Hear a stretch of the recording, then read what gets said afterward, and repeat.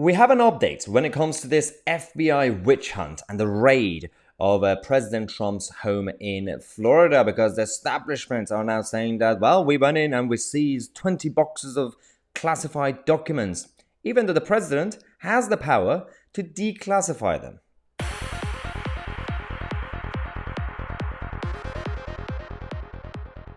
The debate has now escalated and it's all about, is it classified or is it declassified? And we know that the main reason is not really about the actual documents, it's about President Trump. It's about preventing him from running in the upcoming, the next presidential election in 2024. Because if they really cared about classified documents or dodgy dealings or dark stuff, then we have a few names on that list that they could go after. The little black book. After Epstein, that situation, we have the Hunter Biden situation going on. Even Hillary Clinton, she's had her own skeletons in the closet that came out, yet the establishment turned a blind eye. We know that this isn't really about the truth. Now, the debate has escalated now. So we had the actual warrant that was issued, the search and the seizure warrant, and they used this to go in and to essentially say, well, we're going to search everywhere. And then they actually completely made a mess and took some boxes and some documents saying, well, they were all classified. But President Trump has come out to hit back and tell them off, basically. On his own social media platform, Trump said, number one, it was all declassified. Number two, they didn't need to seize anything. They could have had it anytime they wanted without playing politics and breaking into my home. I mean, that's a good point.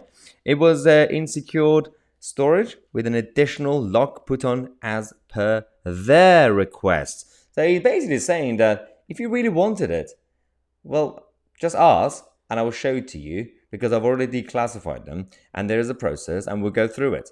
Now, they're using the Espionage Act to actually do this. They are now putting President Trump in the same category as Julian Assange. Now, that's the problem, because when they cancelled independent journalism, people didn't say anything, right? Recently, we've had some people obviously standing up against the extradition of Assange and try to kind of push back against the idea and the forces of the establishment. But now, President Trump, they're going after him using the same mechanism. And this is absolutely dangerous for democracy. It's absolutely dangerous for the stability of the republic and the whole system. Now, we had one person, Kash Patel, who used to work with the US government, coming on Fox News to explain the whole process of declassifying the classified documents. If we needed to declassify through the normal chain of command for lower level employees, we'd have to go through a rigorous process to do that procedurally. But the President of the United States is and always been the ultimate unilateral classification authority to classify and declassify. If he says something is declassified, that's it.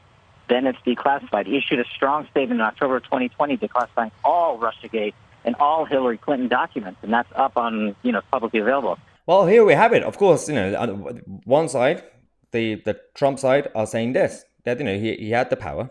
And the way, obviously, he also posted on social media himself saying, well, I've already followed the process. You already told me to keep them in a safe place and put in an extra lock on it.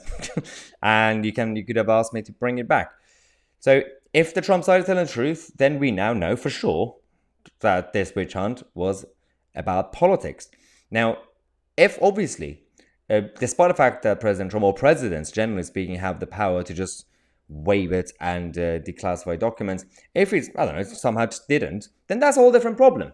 But it's unlikely. So we know it's unlikely. But otherwise, why would he steal them and then keep them in his house? That's not really safe, is it? It makes absolutely no sense.